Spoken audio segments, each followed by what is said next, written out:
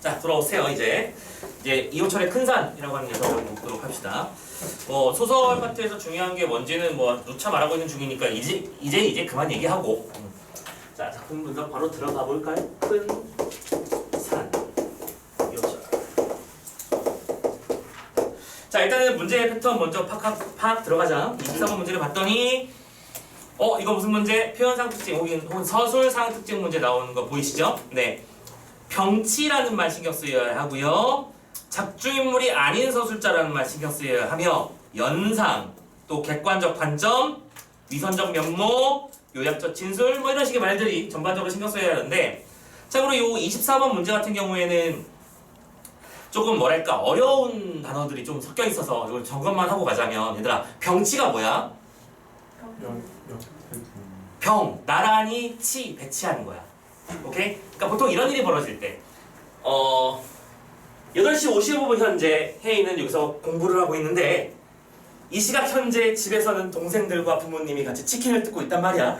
그러면 이 두 개를 나란히 놓고 한편 여기서는 치킨을 먹고 있어라고 하면 이게 병치됐다라고 볼 수 있는 거지. 보통 병치라고 하는 얘기가 나오려면 시간이 같거나 혹은 공간이 같은데 다른 사람이거나 이런 식으로 나왔을 때 병치라고 하는 거야. 완전히 끊어지는 사건이 아닌 것을 말하는 거고요. 두 번째, 2번도 이거 중요해. 작중인물이 아닌 서술자라는 표현이 나왔잖아. 얘들아, 지금 이게 어떤 단어를 의도하는 건지 알겠어? 우리가 문학에서 배우는 용어 중에 무슨 시점을 말하는 거야. 작중인물이 아니라고 했으니까 1인칭이 아니다 라고 번역해주는, 그러니까 3인칭이 되는 거지 자연스럽게. 오케이? 지금 이 작품은 3인칭이야 라고 말하고 있는 건데요. 참고로 이거는 이제 위에 바로 문제 풀어봐서 알겠지만 나가 나오잖아. 나라는 존재가 존재하는 순간 이미 게임은 끝났지. 이건 1인칭이거든. 절대 답이 아니라는 걸 빨리 눈치챌 수 있었으면 좋겠고요. 연상이라는 건 뭐죠? 뭘 떠올리는 거야? 유사한 사례를 통해 다른 한쪽도 그러하리라고 예상하는 것. 그걸 우리가 연상이라고 부르지. 그러니까 보통 이건 유추 쪽에 해당하는 것인데 참고로 여기서 그냥 연상에서 끝났기 때문에 그냥 자유롭게 생각이 이어지는 것도 연상이라고 부를 수 있을 것 같기는 하다라는 걸 생각하시고요. 나머지 위선이라는 건 뭐지? 겉과 속이 다른 거 말하는 건 알고 있지? 이 정도는 쉽게 해결할 수 있을 거라고 생각하고, 자, 어쨌든 용어 정리를 한번 해봤습니다. 두 번째, 25번 문제예요. 눈 내린 겨울 아침에 대한 이해로 적절한 것. 문제를 푸는 너희들의 입장에서는 이게 뭔가 싶기도 할 텐데, 참고로 이 문제는 출제 의도가 좀 보이는 문제죠. 왜냐면 소설 파트에서 출제 요소가 되는 것들은 인물, 사건, 그리고 마지막 배경이라고 했었잖아. 그럼 이 작품에서 배경의 이 의미가 무엇인가를 찾는, 그러니까 약간 드물지. 그렇지? 우리가 맨날 제일 중요한 게 인물, 사건, 배경이라고 하면서도 보통은 집중하는 게 인물과 사건인 건 많이 알고 있을 거야. 그렇지? 위 작품에 등장한 인물에 대한 이해로 올바르지 않은 것은 형주는 민우와 다툼이 있었다. 이런 식으로 만약에 얘기가 나오는 패턴이라면 배경이 잘 안 나오는 건 사실인데 이 녀석은 배경에 집중해서 문제를 냈다는 게 특징이라는 거지. 이렇게 어쨌든 나온다 생각해 주십시오. 읽으면서 겨울 아침에 어떤 일이 벌어지는지, 누가 어떤 사건을 겪게 되는지 정리하시면 돼요. 마지막 26번, 보기를 참고해서 윗글을 감상하라라고 되어 있습니다. 자, 이런 것들 어떻게 해야 된다고? 먼저 읽고 시작해야 되지. 그치? 가보자. 큰 산에는 도시화로 인한 가치관의 변화와 과도기적 상황이 드러납니다. 과도기가 뭐죠? A 시기에서 B 시기로 이행하는 과정, 중간의 상태를 과도기라고 부르죠. 그럼 자연스럽게 그 과도기에는 어떤 일이 벌어지는 거야? A의 속성과 B의 속성이 동시에 드러날 수밖에 없겠지. 도시화 과정에서 도시인들은 공동체의 이익보다는 개인의 이익을 중시하고 남을 배려하기보다는 자신의 안위를 보장하는 데 더 관심을 둡니다. 다 알려주고 시작하고 있네? 이 작품의 배경이 되는 건 도시화와 근대화예요. 근데 그 속을 살아가는 사람들의 모습은 뭐를 좀 더 많이 신경 쓴다고? 이기심이 좀 더 많이 두드러지는 패턴을 보인다. 다른 사람이 어떻게 살까 보다는 내가 어떻게 살까를 생각한다는 거. 그치? 또한 미신과 같은 주술적인 사고방식이 남아있는가 하면, 그런데 봐봐, 도시화와 근대화라고 하는 건 이게 현대 물질 문명 쪽에 가까운 거잖아. 근데 동시에 또 이런 것도 있어요. 주술이나 미신에 대한 믿음도 남아있는 거지. 아까 이 보기의 시작에서 뭐라고 했었니? 과도기라고 했었지. 과도기는 뭐라고요? 두 가지 속성을 동시에 지니고 있다고요. 전통적 미신관도 아직 남아있는데 현대적 감각도 동시에 살아있는 이 시기를 말하는 거야. 그래서 합리적인 사고방식으로 사태에 대처하는 태도를 보이기도 한다. 그치? 그러면서 동시에 합리적 사고관도 보여. 뭐 한다는 거야? 이중적이라는 거지. 과도기. 다 알려주고 시작하고 있습니다. 그래서 이렇듯 상이한 서로 다른 가치관 사이에서 사람들은 뭘 겪는다? 혼란을 겪는다라는 거지. 그러니까 대표적으로 이런 거야, 얘들아. 선생님도 아직도 안 하고 있는 게 하나 있어. 뭐냐면 사람의 이름은 빨간색으로 쓰지 않는다. 무슨 얘기인지 알지 이거, 그렇지? 그러니까 너희들 선생님이 대충 이름 써줄 때 쓰다가 김 하는 빨간 잠깐 다른 편 없냐? 이렇게 물어보잖아, 그지? 야, 빨간 펜으로 사람 쓰면 죽는다는 건 미신이잖아. 빨간 펜으로 사람 써서 이름 써서 죽었으면 김일성 동지는 100번 더 죽었겠네. 아무튼간에 자, 그런 게 아니야, 그지? 그럼 미신이야, 미신. 그런데 우리는 그거를 알면서도 현대 교육 받은 사람이고 IT에 관심 많은 사람인데 하지만 그건 못 하겠는 거. 그치? 밤에 휘파람 불지 마. 귀신 나와. 그러잖아. 휘파람 부르면 보통 구렁이 부르거나 이런 쪽으로 연결돼서 많이 안 좋은 일이 벌어진다고 해서 보통 금기시하는 일들이죠. 니들도 혹시 금기 지키는 거야? 지킨다기보다는 신경 쓰이는 금기가 있니? 문턱 밟는 거. 오, 요즘도 많이 하긴 하지, 그치? 그 문지방 밟으면 복이 달아난다라고 하는 거. 그치? 그리고 또 그와 동시에 이거 있잖아. 다 책상 앉아있으면 이거 달달달달 떠는 거. 많이 떨지 않냐? 오케이? 그러고 있으면 옆에서 할머니나 어르신들은 꼭 뭐라고 하냐면 아유 복 달아난다 이거 사 하면서 딱 한 대 치시잖아, 그지? 딱히 그러라는 법도 없어. 어떤 의학자는 보통 그런 식의 반응은 몸의 발열 반응을 일으켜서 그치 체내 저항력을 올린다 이런 얘기를 하기도 하더라고요. 좀 에바 같은데 어쨌든 간에 금기라는 게 있긴 있어. 자, 아무튼 간에 우리는 이 지문 속에서 어떤 일이 벌어질지를 이제 대충 예측할 수 있게 되었지? 자, 이제 문제 풀고 지문 읽으러 가보도록 합시다. 쭉 가보자. 뒤에야 알았지만 하면서 시작했어요. 근데 나중에 알게 되었대요. 아침에 그런 일이 있고 난 그날 밤에 아내는 그 고무신 쓴짝을 들고 골목길을 이리저리 기웃거리다가 길가에 아무 집이건 가림이 없이 여느 집 담장으로 휙 던졌던 모양이다. 오케이? 자, 봐봐. 나중에 알게 된 사실이야. 그거를 정리해 주는데 지금 중심이 되는 소재는 뭐가 고무신짝이 하나 있는 거지. 그 고무신을 아내가 어떻게 했다고요? 남의 집 담장에 넘겨서 던져버렸다는 얘기야. 자, 사건이 벌어졌지? 인물과 사건이 벌어졌어요. 그럼 왜 그러냐를 찾아봐야지. 물론 아내는 제 자존심도 있을 터여서 그런 얘기를 나에게는 입 밖에 내기는커녕 전혀 내색조차 하지 않았어. 근데 이런 일이 있었다는 사실을 나에게 언급하지는 않았단 말이야. 자, 여기까지 읽었을 때 눈치가 빡 하고 와야죠. 이게 바로 뭐 하는 거야? 미신에 해당하는 거고, 언급하지 않는 것은 합리적 사고관을 말하는 것이로구나 판단돼야지. 아니 그게 무슨 상관인데 내가 그게 아무런 의미가 없다는 걸 배워서 알아. 근데 말하기엔 좀 껄끄러워 그런 거 있잖아, 그지? 그래서 나도 아침에 그런 일이 있고 그 고무신짝은 대문 앞에 멋대가리없게 생긴 시멘트 덩어리 쓰레기통에 버린 뒤에 그런 일은 없었던 셈으로 쳤지. 우리는 미심한 대로, 미심하다는 얘기는 마음을 놓을 수 없는 대로라는 뜻이야. 마음을 놓을 수 없는 대로 그 일을 그렇게 처결해 버렸던 것이다. 그래서 지금 무슨 일이 벌어지고 있는 거야? 분명히 아내가 언젠가 어디선가 다른 남자를 건졌는데 그 고무신이 우리 집 앞에 와 있어서 쓰레기통에 놓여 있었다는 거지. 뭐지 이거? 무섭지 않니? 분명히 딴 데 버렸는데? 그래서 그러나 아내는 그 미심한 점이 역시 미심했던 모양이야. 나는 하루 종일 거리로 나와 있었지만 아내는 종일토록 집에만 있었으니까 그 미심한 느낌도 나보다 훨씬 더 했을 거예요. 그렇게 아내는 이미 그 고무신짝의 논리 속에 흠뻑 빠져들어가고 있었다. 그리하여 어두울 무렵에 혼자 나갔을 거야. 쓰레기통 속에서 희끄무레한 남자 고무신짝을 끄집어냈을 것이고 골목길을 오르내리며 마땅해 보이는 장소를 물색했을 것이고 그러다가 아무 집이건 담장 너머로 휙 던져버렸을 것이고 그쯤으로 액땜을 했다고 닥쳐버렸을 것이다. 액땜이구나, 액땜. 액땜이 무슨 말인지 알아요? 액이 뭐예요, 액? 나쁜 일이에요. 그러니까 뭐 다치게 되거나 상처를 입는다거나 재산에 피해를 보게 된다거나 이런 것들을 액이라고 부르는데 액을 떼어내는 거고 그것이 보통 나쁜 일과 연관된 요소를 끊어내는 행위를 액땜이라고 불러요. 오케이? 그래서 우리 보통 새해에 막 1월 1일 날 막 다치고 이런 사람들 있잖아. 종종 그치? 왜 1월 1일 날 문지방에 푹 찌어가지고 발톱 여기 끝에 나가고 와 이러고 쓰면 사람들이 뭐라 그래? 어휴 액땜했네 이런 말 하잖아요. 그죠? 나쁜 일을 한번 겪고 나서 이다음부터 좋은 일만 생길 거라고 말해주는 그런 거. 자, 액땜을 하고 있다는 건데 지금 참고로 여기서 방금 뭐라고 했었냐면 자, 서술상 특징 하나만 잡자. 지금 아내가 했을 행동을 나의 입장에서 뭐 하고 있는 거야? 유추하고 있는 거지. 떠올려 보고 있는 거지. 그랬을 것이라고. 그래서 지금 마지막에 어미들이 어떻게 끝나고 있었냐면 뭐뭐 했을 것이다 라는 표현이 반복적으로 나오고 있는 게 보이실 거야? 그럼 이건 자연스럽게 뭐가 되는 거지? 이 작품이 1인칭 시점이기 때문에 나타나는 특징이잖아. 1인 시점에서 내가 다른 사람의 속마음을 알 수 있어 없어? 없지. 그러니까 뭐 하고 있는 거야? 유추한다는 거. 오케이? 시점상의 특징. 그럼 보통 예전에는 이런 문제들이 뭐랑 연결이 많이 됐었냐면 이걸 3인칭으로 바꿨을 때는 그럼 어떤 표현이 나와야 할까를 떠올리게 하는 것도 있었어요. 자, 그로부터 며칠 뒤. 오케이? 정리.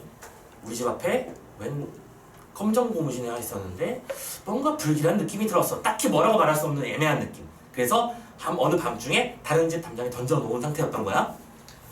열흘 지났어.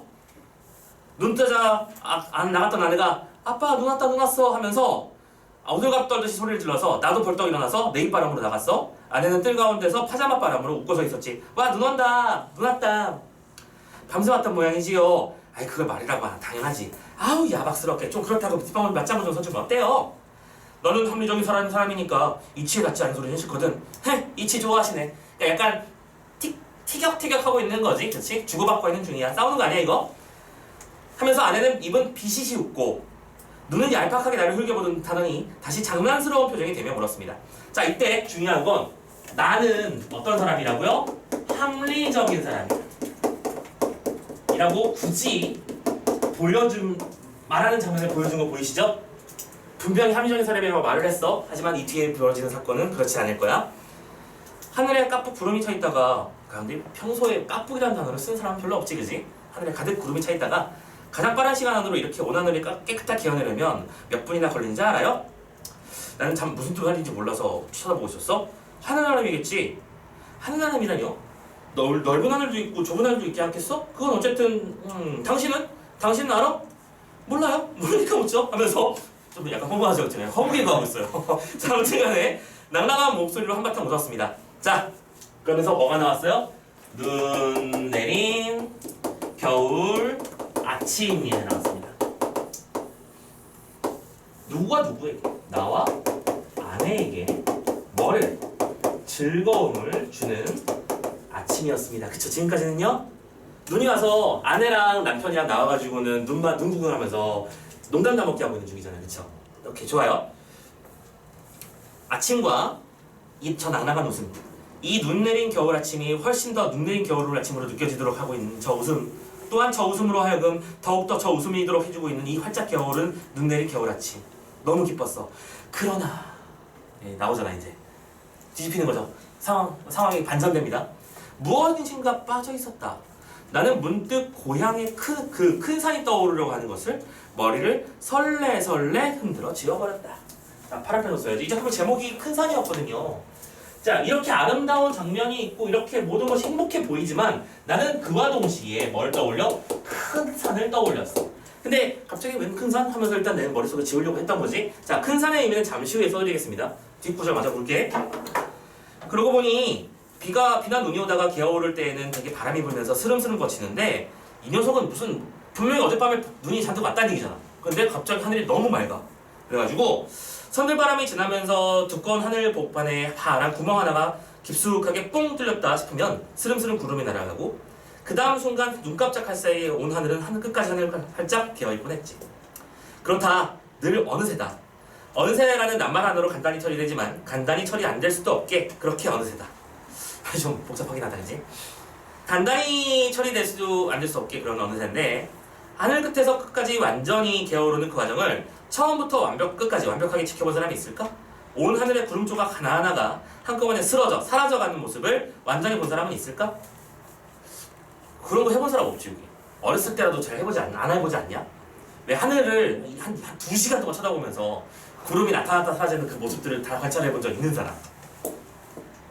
선생님은 밤에는 그래 본 적이 있어요. 밤에 한두 시간 이상 평상에 누워가지고 약간 두려움을 느끼면서 공상에 빠져본 적은 있어. 그 선생님이 종종 얘기해줬잖아. 그 대전에 내려갔을 때 얘기. 외할머니 댁에. 지금처럼 빛공해나 그 공해가 많이 없던 시절, 선생님이 꼬꼬마였을 때 하늘을 쳐다보면 무서웠어요. 무너질 것 같았거든. 너무 위에 뭐가 많아. 저렇게 뭐가 많은데 지금 저게 그대로 있다는 게 너무 무서웠어. 그래가지고 저 끄트머리부터 끄트머리까지 대충 개수가 몇 개쯤 될까 세어보다가 한 100개쯤 넘어가면 포기하고. 왜냐면 그러니까 이게 하늘이면, 이게 전체가 다 하늘이면 여기쯤 왔을 때, 여기 저 끝에서부터 한 여기쯤 왔을 때 100이 끝나 이미. 너무 많아. 그럼 헷갈리잖아. 이제 뭐 범위가 막 넓어지니까. 그래가지고 저들이 냅두면 무너지겠다라고 하는 어떤 두려움을 느끼는 적도 있었는데, 너희들은 그런 거 본 적이 잘 없을 거야. 그렇지?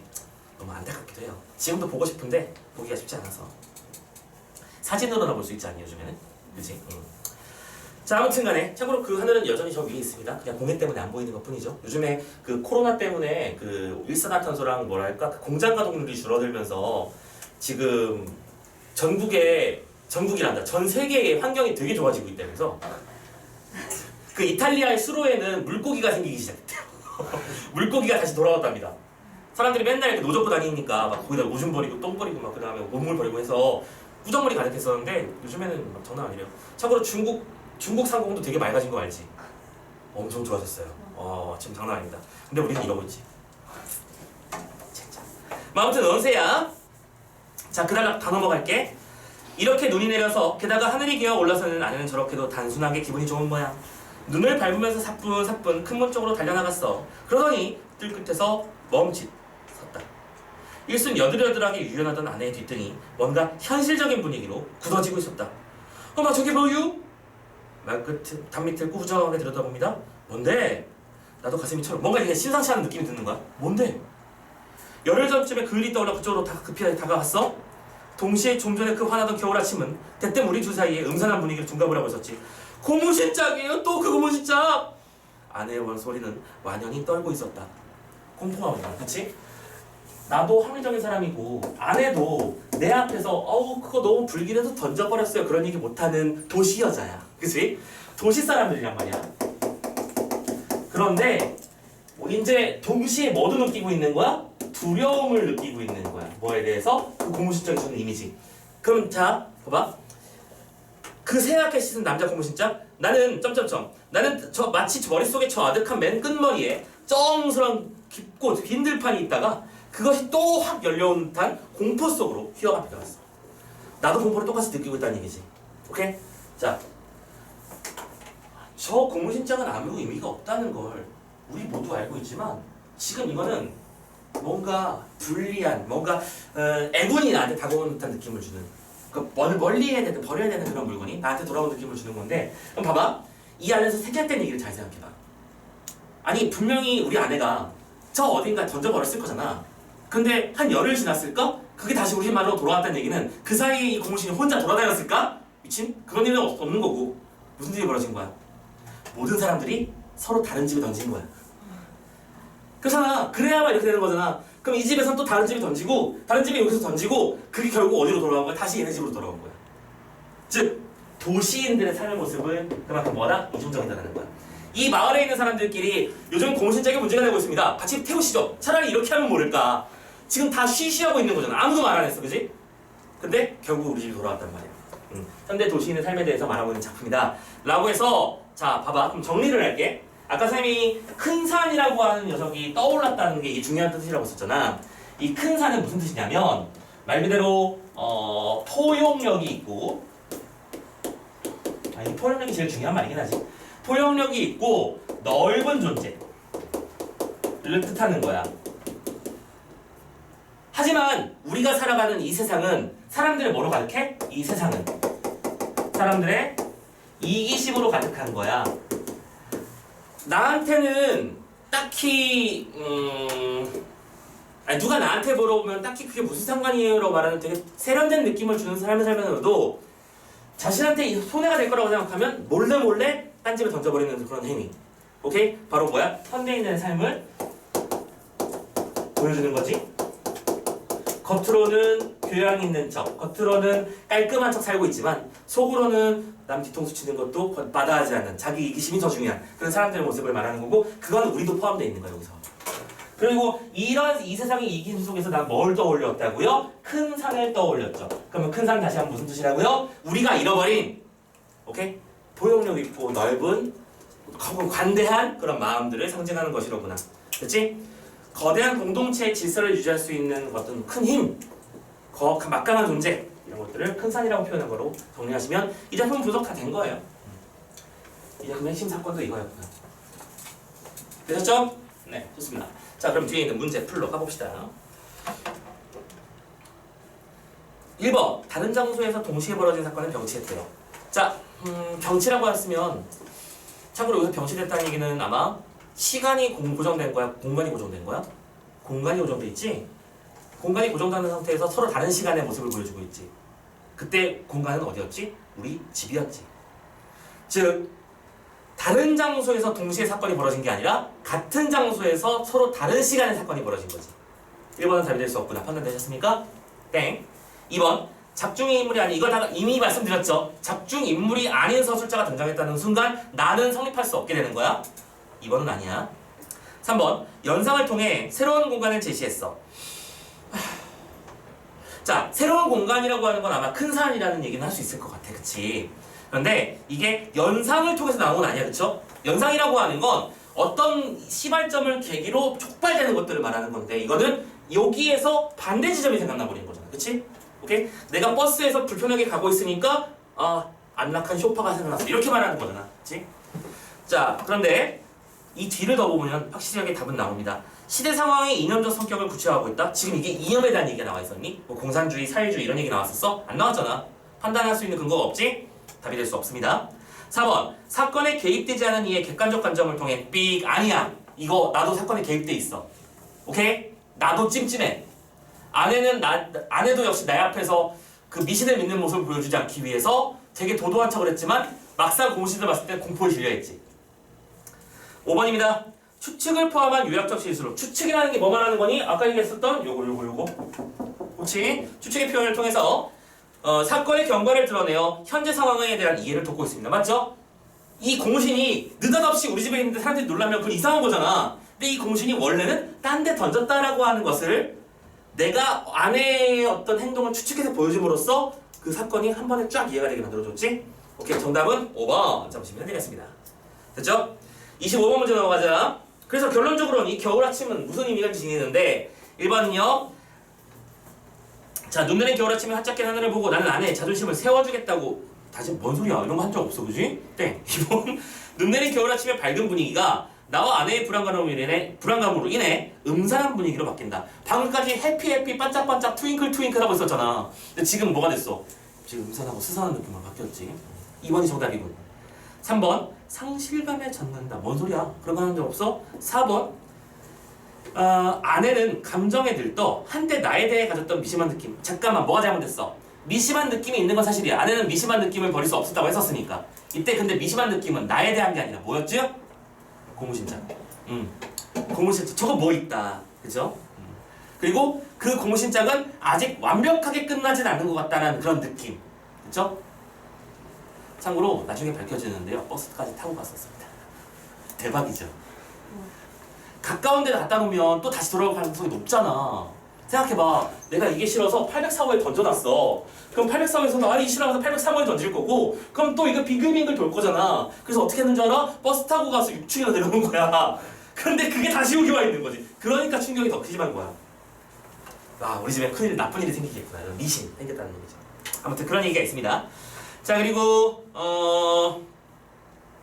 5번 눈 내린 겨울 아침에 나는 고향의 그 큰 산에서 겪은 일에 대한 기억을 낱낱이 되살리려고 했습니다. 아니야, 내가 큰 산이 떠오르려고 할 때쯤 하면서 지워버렸죠. 오케이? 지금 그런 게 떠올릴 때는 아니야 라고 생각했던 것이지. 자, 기억을 지워버린 게 맞으니까 정답은 어쨌든 2번 잡으시면 되겠고요. 자, 마지막입니다. 3번 큰 산의 특징을 아마 우리 다 읽어놨으니까요. 정답률 82짜리?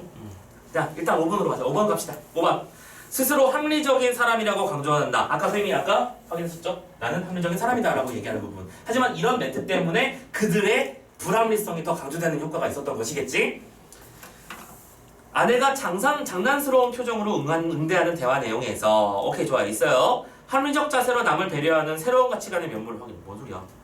새로운 가치관으로 남을 배려하는 모습이 보이고 있는 거야 지금 이게?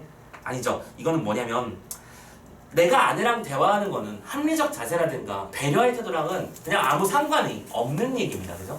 처음부터 상관 자체가 없는 이야기이므로 정답 5번 잡으시면 될 것 같고요. 혹시 오답 있으면 번호 불러주시면 설명해 드릴게요. 근데 지금 선생님이 얼핏 봤을 때는 잘 없는 것 같긴 한데 근가? 그런 걸로. 자 넘어갑시다. 현장 마무리 짓고요. 이제 마지막 작품이 될 것 같네요. 자 고전 소설로 한번 넘어가 봅시다. 고전소설은 또 뭘 봐야 되니? 땡큐 적성이전. 어디 갔니? 어디 갔니? 아 잠깐만 저기 들어갔네.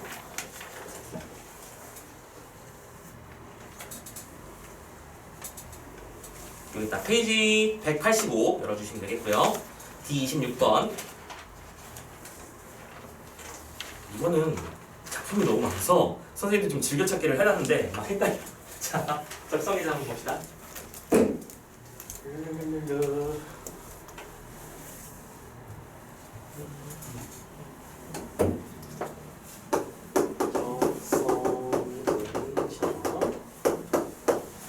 자, 또 소설이에요. 또 고전이고요.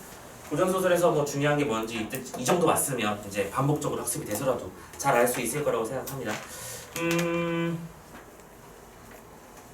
자, 이 작품 같은 경우에는 그 뭐랄까 되게 표준? 그래. 잠깐 일단 기본적인 얘기 좀 깔고 갈게요. 이 전체 스토리가 이런 흐름이거든. 천하의 가장 훌륭한 효자.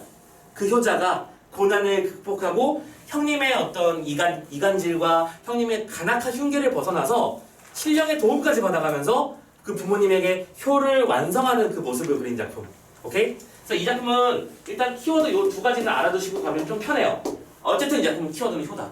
오케이? 그리고 두 번째로 이렇게 딱 권, 선, 징, 악적 요소를 가지는 모범적, 번개적 작품이라는 거 적어놓고 가시면 될 것 같습니다.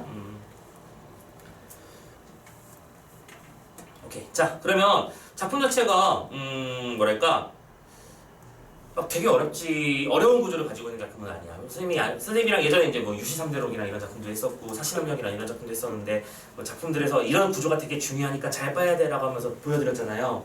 보통 이런 형태의 권선징악적 작품들은 선인과 악인의 대립이 너무 뚜렷하게 잘 드러나 있어. 그래서 그걸 찾기가 크게는 어렵지 않았을 거라고 생각하고 너희들 문제 푸는 것도 보면 막 되게 말도 안 되는 거 없었지, 그지? 약간 놀랍게도 26번 문제가 난이도가 조금 높았던 정도? 한 68% 정도 나왔으니까 이거 외에는 제법 할만한 녀석이었다는 걸 생각하면서 한번 내용을 한번 분석해 보도록 합시다. 자, 어쨌든 간에 어떤 특정 장면에서의 인사배 이런 건 중요하다. 자, 문제 패턴 한번 살펴볼까요? 문제에서 뭐라고 하는지 보자. 윗글 내용에 대한 이해. 그렇지. 예상대로 화상은, 성인은, 보탑존자는, 보승상은, 시동은 이러고 있지. 일단 최소한 5명은 나오고, 그치? 그러면 선택지를 읽으면서 뭘 생각해야 되는 거지? 이런 단어를 머릿속에 로딩해놨다가 화상이 뭐 블라블라 하고 있거나 성의가 뭐뭐뭐 하고 있는 장면들이 나오면 신경 써서 봐주시면 되겠구나. 자, 체크해주시고 어쨌든 인물과 사건 문제 확인합니다. 두 번째, 27번 A를 바탕으로 B를 이해하라. A를 바탕으로 해서 B를 이해하라고 했기 때문에 이거는 B를 보기 전까지는 파악이 불가능한 문제겠구나. 하지만 어쨌든 B를 읽고 나면 바로 문제를 풀러와야겠다는 순서 생각을 했으면 좋겠네. 선택지를 살짝 살펴보면 A에서 뭐라고 했는데 이것은 B에서 어떻게 됐어? 선후관계나 인과관계를 파악하라는 문제겠군. 예상은 되죠? 됐습니다. 세 번째, 28번 기억부터 미음에 드러나는 소리에 대한 이해. 여러 가지 소리가 작품 속에 등장하나 봐요. 그럼 이거는 소재의 의미 파악하는 문제가 될 수 있겠고 소리가 나오고 기억, 미음, 디귿이 나오면 역시 멈추고 풀어와야겠구나. 지금 선생님이 문제를 풀 때요. 문제를 접근할 때 작품을 쫙 읽고 문제를 풀고 있는 게 절대 아닌 거 계속 보여드리고 있죠. 이건 선생님이 왜 그러는 거야? 너희들도 그렇게 풀길 바란다는 뜻이야. 정말 그 두뇌적 감각이 뛰어난 친구들은 선생님처럼 안 풀어도 된다. 왜냐면 지문을 보면 다 머릿속에 외웠어. 대충 머릿속에 떠올라.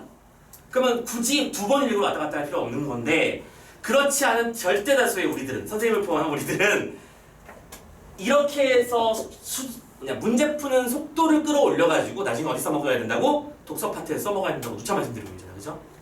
오케이? 그래서 문제를 먼저 보면서 가장 베스트는 이렇게 되는 거야. 보통은요, 한 문제 세트에 3개에서 4개 정도의 문제가 묶여있지? 이때 지문을 다 읽은과 동시에 보통 문제가 3개, 2개나 3개 정도는 다 풀려버려야 돼. 보통 그렇게 편성돼 있고요. 그리고 이제 다 읽은 상태를 기반으로 해서 뒤에 남아있는 뭐 보기 적용 문제라든지 이런 것들을 풀어주면 된다는 거 다시 한번 말씀드리겠습니다. 오케이? 문제는 어떻게 하자? 동시에 해결하자. 따로 물어보지 올 필요 없도록 하자. 자, 그리고 마지막 29번 읽고 가야겠지? 보기 적용 문제니까요. 자, 불교설화를 근원으로 하고 있는 적성이전은, 자, 일단은 불교적 세계관 얘기가 나왔네요. 소설로 형성되는 과정에서 유교적 덕목인 효행이 강조된다. 오케이? 자, 키워드 벌써 2개 나왔어. 원래 이 작품의 배경은 불교야. 하지만 효를 강조하는 건 뭐죠? 유교네요. 불교와 유교의 성격이 혼합되어 있다. 계속 또한 대결 구도를 근간으로 하면서 초월적 존재 혹은 천상계가 설정된 특징을 보여준다. 또 키워드 잡아놨네. 초월적 존재 혹은 천상계. 천상계라고 하면 참고로 이 작품의 배경이기도 한데 하늘에 있는 2개의 별.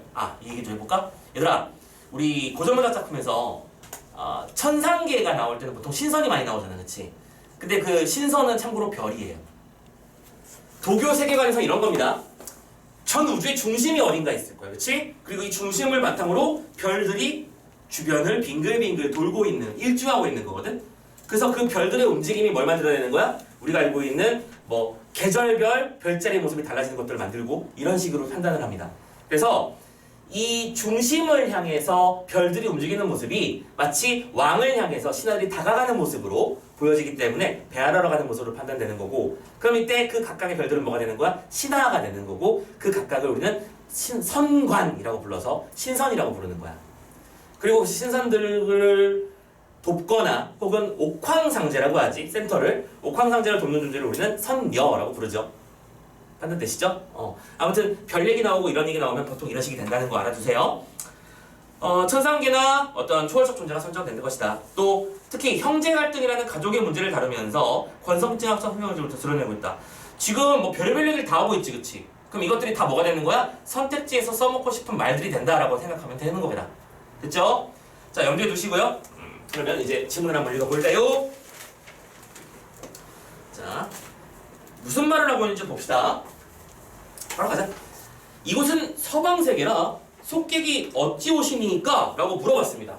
자, 알 수 없는 누군가가 여기는 서방세계인데 라고 했는데 이거 읽어내야 돼, 얘들아. 서방세계라는 건 무슨 뜻이야? 서방님이 사는 곳이? 미안해. 서방세계가 뭐지? 여러분들 혹시 서방점토라는 말 못 들어봤니? 얘들아, 기독교적 세계관으로는 사람이 착한 일을 해서 천당을 가면 어느 쪽으로 가? 방향이. 사람이 죽어서 나쁜 짓을 하면. 오케이? 이렇게 됐어?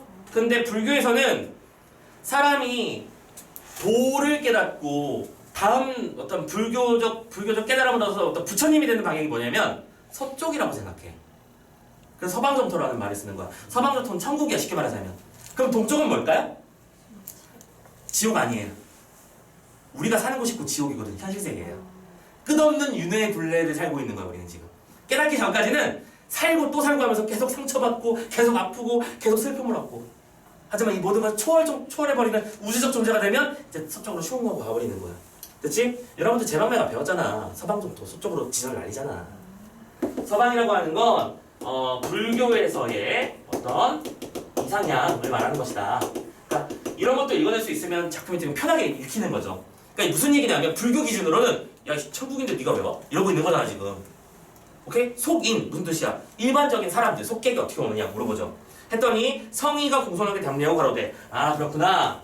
지금 성의 주인공인 적성의가 어디 왔어요? 서방정토에 온 거예요. 부처님 계신 쪽이요. 알겠죠? 나는 안평국 사람인데요. 천성금불 보탑존자를 뵈러 왔사오니 어디 계시니까? 라고 물어봅니다. 오케이? 그러니까 한번 보자. 이쪽은 화상이고요. 이쪽은 이렇게 써볼까? 성이죠. 제가요 보탑존자를 뵈러 왔어요. 참고로 보탑존자가 뭐하러 왔을까? 이 사람한테 뭐 부탁하러 왔을까요? 제목이 선생님이 입장한 주제가 뭐라고요? 표라고 했었지. 부모님을 구할 약을 구하러 온다. 오케이? 했더니 화상이 말하길 아니 보탑존자는 금강천불대사라 인간 육신으로 이곳을 들어왔으니 정성을 가히 알지라. 뭔 소리야? 인간의 몸을 지니고 여기로 올 수 있을 정도면 누군가가 도와주지 않으면 안 되는 것인데 네가 그만큼 정성이 대단했구나 라고 말하는 거죠. 그대 정성을 신령이 강동함이나 마음이 부정하면 대사를 보지 못할지라 물러가 7일 재개 후 대사를 보소서 라고 돼 있죠. 자, 대화 관계를 보자. 1번이 요거였어요. 그랬더니 2번으로 대답했어요. 3번이 뭐래요? 7일간 목욕 재개를 하면서 몸을 깨끗이 하라는 거야. 계속해서 수양하고 돌을 닦으면서 정신세계를 딱 깨끗하게 만들어야만 그 사람이 보일 거래요. 그랬더니 뭐래? 성의가 슬프게 눈물을 흘리며 4번 대답이 나오는 거죠. 지금 뭐 하고 있어? 대화 구조 나오고 있구나. 판단되시죠? 눈물을 흘리면서 재배 다시 절을 하면서 말하길 소자 누구예요? 성의죠. 제가요 무변 광해를 주유하와 뭐야? 끝도 없는 저 넓은 바다를 넘어서 와서 천신만고로에서 왔사건을 어찌 물러가 7일에 머물리이까 바랄건대 스님은 살피사 일각이 삼추 무슨 뜻이죠? 일각이 여삼추란 말 들어본 적 있지? 일각이 무슨 뜻이에요? 일각 눈을 한번 감았다 뜨는 그 순간이 일각이에요. 근데 여삼추는 뭐예요? 가을이 3번 지나갔다고 3년 갔다고요. 그만큼 애달픈 거예요. 그치?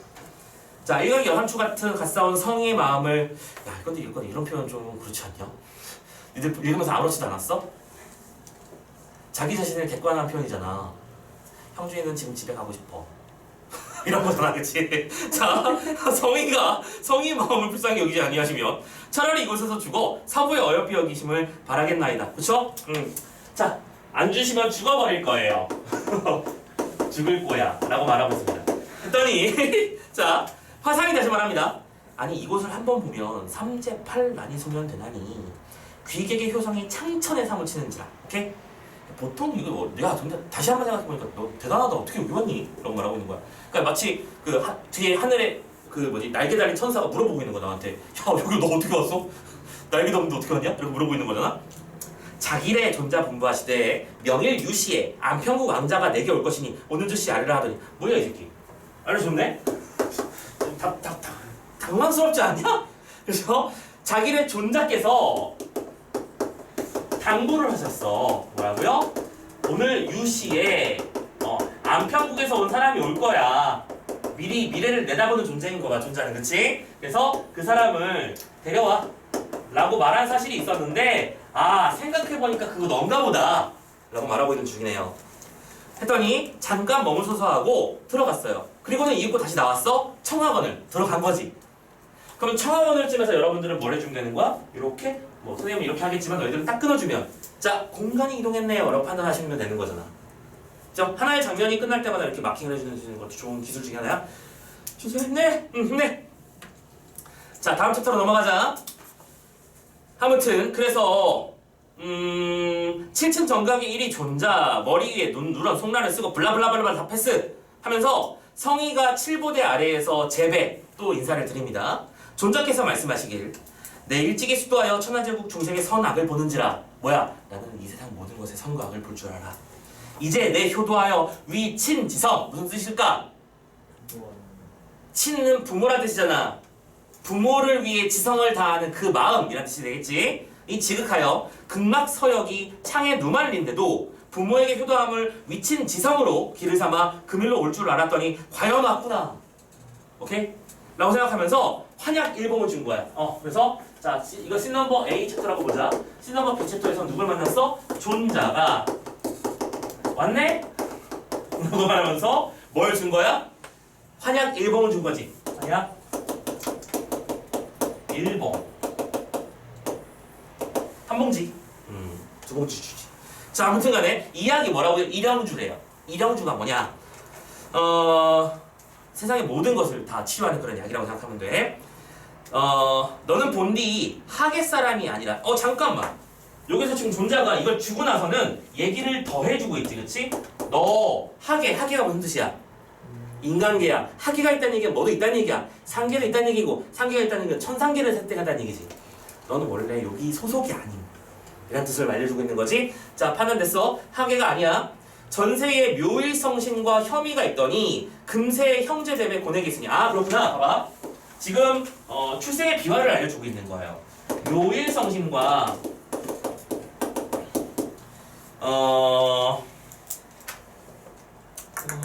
별이 뭐 중요한 게 아니니까 아무튼 자, 두 별이 싸웠어.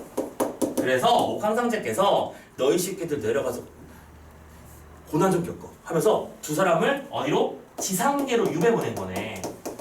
그래서 그 두 별이 뭐가 된 거야? 형과 아우가 된 건데 이때 이 아우가 우리가 알고 있는 성의가 되는 거예요. 그리고 형은 아까 말했잖아? 이 작품의 주제가 뭐라고요? 권선징악이라고요. 나쁜 놈이. 오케이? 나쁜 놈이고 성의가 착한 동생이 되는 겁니다. 아무튼 그 얘기를 다 알려주고 있는 거네요. 금세에 지금 세상에서 형제가 됐기 때문에 곤액 치르게 될 어려움이 있을 것입니다. 지금 액 또 나왔지, 그치? 필경이 원한을 풀 날이 있으리라. 하지만 현재 너희들은 그러고 있지만 후일은 언젠가 원한을 풀 날이 있을 거래요. 그러면 이건 뭐 하는 거야? 미래의 상황을 암시하는 거로구나? 판단하는데 어려움 없을 것 같은데요, 그죠? 앞으로 너희들은 괜찮은 상황으로 넘어가게 될 거야. 그치? 자, 여기까지 해서 일단은 여태까지 기억부터 니은 뭐 그런 거 하나도 안 나왔고요. 처음으로 A가 나온 거지. 자, 여기가 A였습니다. 이렇게 쓰면 헷갈리네. 자, 아무튼 A라고 써놓을게요. 자, 그러면 다음 중략 부분 확인한 다음에 넘어갑시다. 일영주를 구해 돌아오준 중 성인은 왕위를 이어받는데 위협을 느낀 형 황희에게 공격을 당해 일영주를 빼앗기고 눈이 멀어버립니다. 나쁜 형이죠? 무슨 일이 벌어지냐면 얘가 이렇게 돌아왔는데 봐봐봐. 내가 맞이긴 하잖아. 근데 부모님의 죽음에서 구한 건 내 동생이거든. 그래서 동생이 올지도 모른다는 소식을 지금 애들을 통해서 풀어가지고 알게 돼서 배를 타고 맞이하러 가. 참고로 동생은 형 왔어요! 나야다! 하면서 되게 좋아합니다. 형은 도착하자마자 이러죠. 야, 약은? 형 오랜만에 봤는데 무슨 약부터 찾아. 약 줘봐. 여기 있어. 약을 받자마자 독약을 뿌려버려요. 오케이? 눈을 멀게 만들고 죽이려고 바다에 던져버려요. 그리고 같은 배에 탔던 사람들 싹 다 죽여버립니다. 그리고 자기가 돌아와서 아버지, 제가 당신을 구할 약을 구해왔습니다. 무슨 얘기인지 이해됐죠? 오케이? 참고로 일영주를 빼앗기고 눈이 멀었고 방금 바다에 던져진 성희의 얘기가 시작되는 거야. 그러면서 뭐라고 나왔냐면 각설이라는 말 보이지? 얘들아, 각설 혹은 차설이 나오면 분명히 끊기는 장면이 있는 거 맞지? 이야기가 완전히 중단되고 새로운 스토리가 시작되는 거야. 성희는 한 조각 판자를 의지하였으니, 그쵸? 판 널빤지 하나 타고 어떻게든 살아남은 거야. 어찌 가련치 아니하리요. 뭐 이런 거 중요한 거, 원래 중요한 건 알지? 이런 거 서술자의 개입, 편집자의 논평 이렇게 얘기하는 그거. 두 눈이 어두웠으니 지금 약 때문에 앞이 지금 실명 상태입니다. 천지 1월 성신이며 만물을 어찌 다 알리오. 동서남북을 어떻게 분별하며 흑백 장단 흰지 검은지 긴지 짧은지를 어떻게 알 수 있겠는가. 다만 바람이 차가우면 밤이겠거니 일기가 따스하면 낮이겠거니 하면서 짐작을 하고 있지만 만경창파에 금수 소리도 없는지라. 됐어? 이렇게 둥둥 떠가 나다가 3일 3일 만에 판자 조각이 다다른 곳이 있는지라. 놀래어 손으로 만지니까 큰 바위. 나 지금 어디 섬인가? 육지인가 모르겠어요. 아무튼 다 왔습니다. 기어 올라가 정신을 수습하여 바위를 의지하고 탄식합니다. 자, 봅시다. 바다를 유람하다가 육지에 닿게 됐습니다. 형의 모해 때문에요. 그래서 말을 하죠. 사형 누구? 우리 형님. 어쩌다가 이렇게 불량을 해가지고 무죄한 인명을 청파 중에 원혼이 되게 하고 아까 말했었던 그 같은 배에 탔던 모든 동지들 다 죽였다고 했었지. 왜냐면 증인이 남으면 안 되잖아. 나로 하여금 이 지경이 되었게 하으니 이제는 부모가 곁에 계신들 얼굴을 알지 못하게 되었으니 어찌 통하지 아니하리오. 그러나 모친의 환우는 어떠하신지 일령주는 썼는지 알지 못하니 어찌 원통치 아니하리오. 너무 효자 아니냐? 형은 왜 그랬을까? 이거 보통 이 상황이 뭐라고 해야 돼? 죽여버리고 싶다. 이래야 되는 거 정상 아니야? 근데 형은 형인데 우리 엄마 괜찮을까? 우리 어머니 약은 제대로 쓰셨을까? 제대로 전달은 된 걸까? 그거부터 걱정하고 있는 천의 효자입니다. 그죠? 자, 효자로서의 면모를 여전히 보여주고 있습니다. 그러면서 인자하신 우리 모친이 속절없이 황천에 돌아가시겠구나 하면서 슬피 통곡을 하고 있으니 하늘이 욕열하고 1월이 무광한지라. 과장법인 거 보이지? 하늘이 막 엉엉 울고 햇님이 빛을 잃어버렸대요. 너무 슬퍼서요. 과장법 서술자에게 보이십니다. 자 얘들아, 지금 우리 방금 A 챕터와 B 챕터를 동시에 다 읽었잖아, 그치? 자 그러면 이제 27번을 한번 풀어보도록 합시다. 자 그냥 쭉쭉 잡아주시면 돼. 참고로 이 문제는 베스트 오답이 3번이랑 4번이었어. 오케이? 자 그 두 개 집중해서 보였는데 우리 나머지는 다 보긴 봐야 돼. 갑시다. A에서 존자는 성희에게 뭐하는 구하라고 했는데 오케이 맞아요. B를 보면 성희는 어머니가 돌아가셔서 않다. 말도 안 되는 거 보이지? 어머니는 돌아가신 게 아니라 내가 답답한 포인트는 뭐야? 과연 약이 전달됐을지. 전달 안 되면 돌아가실 텐데 걱정이네 라고 말하는 장면이었죠. 2번 존자는 성희가 본디 하객 사람이 아니라고 했었는데요. 맞죠? B를 보면 성희가 황천으로 간다고요? 죽는다는 소리입니다. 지금 돌아가고 있는 게 아니죠? 오히려 어떤 바위에 닿아서 육지에 도달할 수 있게 되었었던 것이지. 3번 A에서 존자는 성희에게 전세의 명일성 신고와 혐의 있더니 금세 형제되매 라고 말을 했습니다. 사실이고요. B를 보면 성희는 형과의 전세의 악연을 이어가고 있음을 알 수 있구나. 됐습니까? 오케이? 맞는 말이네. 3번이 일단 정답인 건 확인됐습니다. 여기서 분명히 너희들은 이런 두 별이었는데 지금 시상기로 내려와서 또 그 고백을 똑같이 치르고 있구나. 됐어. 4번입니다. 잘 봐야 돼요. A에서 존자가 성희에게 고뇌이 있다고 했는데 맞지? 어려움을 겪을 거라고 말씀드렸어. B를 보면 성희는 이제 부모의 곁에 있게 되었지만 지금 성희가 부모 곁에 돌아왔어? B 장면에서 그게 나와? 안 나오잖아. 부모님을 못 보는 것 때문에 너무 안타까워했었잖아. 그치? 정답은 3번, 4번이 될 수 없음. 마지막 5번 존자가 성희에게 필경에 원한을 풀 날이 있으리라 라고 말했는데 B를 보면 성희는 탄식을 통해 자연물에 공감을 얻음으로써 뭔 소리? 자연물에 공감했어요? 그런 거 아니죠? 그래서 통화를 풀고 있다. 말도 안 되는 거 보이실 겁니다. 되셨죠? 자, 문제 풀어버렸고요. 참고로 26번도 실은 풀 수 있거든. 풀 수 있어. 자, 보통 이렇게 중략이 딱 떴고 우리가 물론 B까지 읽어버리긴 했지만 중략 정도가 떴을 때는 이런 선택지는 참번 지로 와주는 것도 기술 중에 하나가 될 수 있을 것 같아. 자, 해결되는 것만 찾아보는 거야. 1번 화상은 인간의 육신으로 서방세계에 온 성희를 의심해서 의심했니? 의심하지 않았어. 화상은 이야 씨 대박 이러고 있었지. 그의 능력을 시험한 것도 아닙니다. 그냥은 안 보이니까 씻고 와. 그런 얘기를 했었죠. 그죠? 2번 성희는 죽어서라도 대사의 제자. 뭔 소리야. 갑자기 제자가 왜 나와 여기서. 갑자기 스토리를 바꾸지 말자. 지금 이 사람 도술 구하러 가는 거 아닙니다. 3번 보탑존자는 성희가 찾아올 것이라고 화상에게 미리 이르. 맞잖아. 그치? 당부를 한 적이 있었다는 사실이 보이지? 지금 이 문제는 그냥 이 얘기를 잘 따라만 갔으면 절대로 틀리기가 더 어려운 문제 아닐까? 라고 생각이 드네요. 오케이? 정답은 벌써 나왔죠. 3번. 참고로 4번하고 5번은 지금은 알 수 없습니다. 호승상 아직 본 적도 없잖아. 5번 시동 처음 보잖아요. 그죠? 하지만 우리는 3번에서 답인 걸 확인했잖아. 그치? 이럴 때는 과감하게 더 이상 인물 문제 신경 쓰지 않고 넘어가도 괜찮아요. 그쵸? 자, 어쨌든 문제 2개 벌써 해결됐습니다. 이제 중량 이후 부분의 나머지 부분을 보도록 할게요. 자, 트래픽 통곡을 했었는데 사고 무인 적막한데 12세 적공자가 불량한 사형에게 두 눈을 상하고서 그 일시에 맹인이 되어 외로운 암석상에 홀로 앉아 자탄하니 그 안이 처량한가라고 하면서 잠깐만 이거 묶어버릴까? 자, 이렇게 묶어주자 얘들아. 지금 그 말이 나온 장면부터 시작해서 오케이? 사고 무인부터 시작해서 계속 더 적정무인 야삼경의 추풍은 삽삽하여 왕객의 수심을 자아내고 강수동룡 원여성은 정나빗을 피우고 유의한 두견성과 참팜하게 대꾸들은 비거 비례 소리질러 자탄으로 겨우든 잠을 놀랍게니 첩첩 원한 무공리라. 여기까지 잡아주세요.